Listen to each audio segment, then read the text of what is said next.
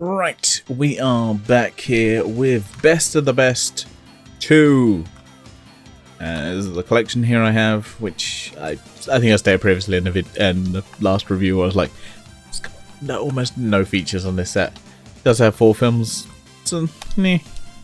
Let me read the plot, because I think this will give us a good jumping off point. A classic sequel to the brilliant original. I mean, it's good. It's a great film. Brilliant, a bit much. Alex Grady, played by Eric Roberts, is a martial artist chairman who, along with Tommy Lee, Philip Ree, is seeking revenge for the death of their friend, Travis, played by Chris Penn.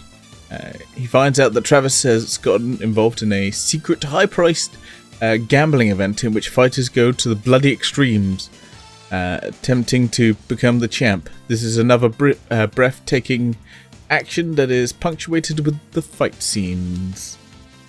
So yeah, there's underground ones. We've dropped two of the main characters from the previous film, and also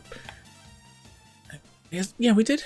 I'm trying to think. We did have a woman in the previous film, who I thought was going to be the love interest, but there was actually just no love interest in that film, which was kind of shocking.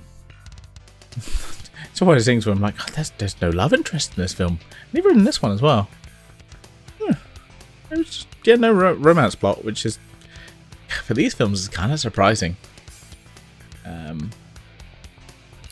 Yeah, that's just occurred to me now. I'm like, oh yeah. There's four characters, including Alex Grady's kid, who's also in this. Alex Grady has kind of moved on a little bit. He's now has a partner. Whereas in the previous one, he was, well, I don't know if he is. He was living with his mum. Now he's, dating a news anchor. And yes, there's an underground tournament. A character, the very cocky guy dies. I think, it's a little bit fitting. It's a bit sad for, if you watch the previous film, you're like, oh no, they killed off him. But this is a whole revenge plot, which I do really like this one, and I do think this one's better than the first film. I mean, that might be biased from my part because I do love a revenge plot. Honestly, a revenge plot is one of those just very simple things that I just love watching. It's a simple plot, but it's very enjoyable, and this one is, a revenge plot. The last one wasn't really revenge.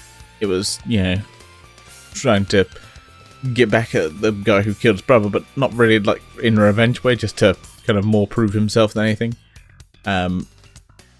This one, I like these two kind of going out, so that they do go out. Basically, the murder happened, and then Alex Grady's kid is watching, and he basically goes to his dad, like, he's been killed. And then everyone's like, no, he's not. You silly, you stupid kid. Stupid kid, stop saying stupid stuff. And eventually go, oh no, yeah, and he just goes, no, yeah, fucking killed him. Fuck him. You're like, oh, okay, you did. Really wish you wouldn't. They basically, the guy then tries, I think they send out a hit squad, so they kind of have to go on a run. Brackus does because he gets injured. It affects his pretty face.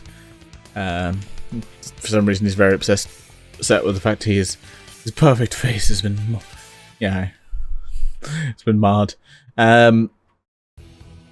We do go off, for some reason, to this Native American plot.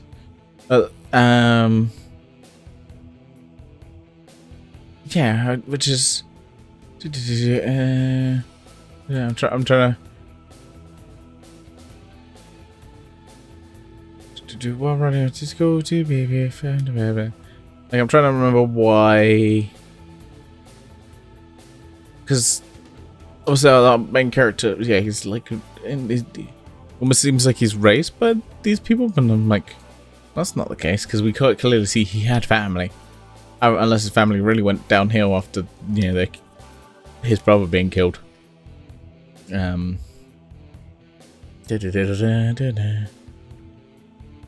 but they do train him. Happens that his the son, who's a bit of a drunkard, was injured by Brachus, who then trains them to how to defeat Brachus, even though he couldn't himself. But I guess he did survive, so there's that. This very much feels like Bloodsport film, in a way. Very much gives Bloodsport vibes.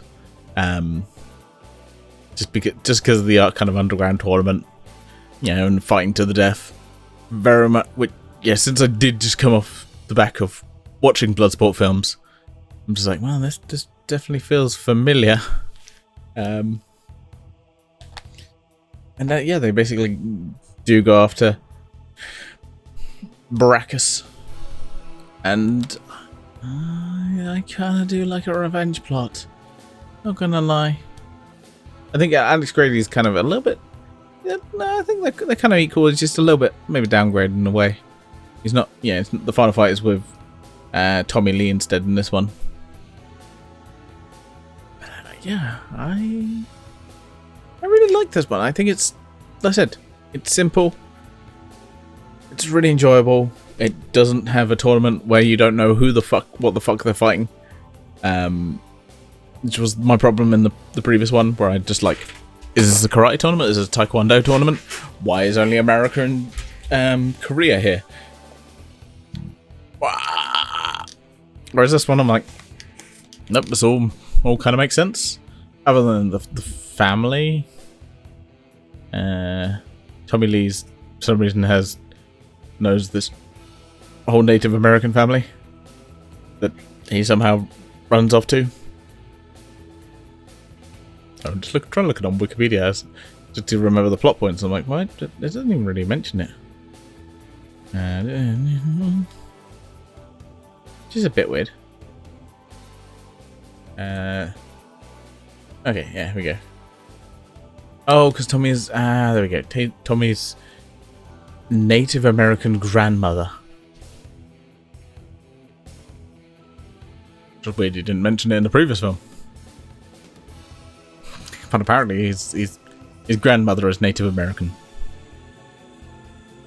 So, yeah. Weird that didn't come up in the previous film. It's almost like a plot point that was almost invented. I feel like they were just like, oh yeah, no, he's I guess a quarter Native American.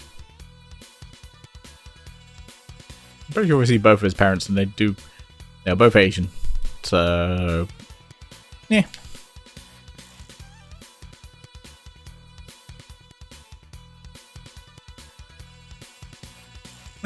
That makes more sense. Oh well. Yeah. Overall, I think this one is a enjoyable one. I think it's better than the first one. I really like it, and I'm definitely going to. I'm looking forward to watching the last two. Let's see where we go from there. We've got Best of the Best 3, No Turning Back, and then Best of the Best 4, Without Warning. Somehow this, I think, because this one did terrible at the box office, but did great on VHS. So then it meant they got 2 more sequels, because apparently it was it's very popular. There's the thing, like, there's a certain era where just like some films would just tank, but then they get sequels because DVD or VHS sales were just amazing. And I guess we'd never kind of get that again. Yeah, I think sometimes we've seen stuff get popular on Netflix, like they'd be revived, but I feel like there's still stuff that's very popular.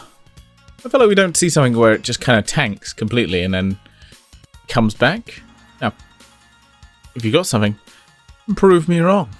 I would really much like to be proved wrong.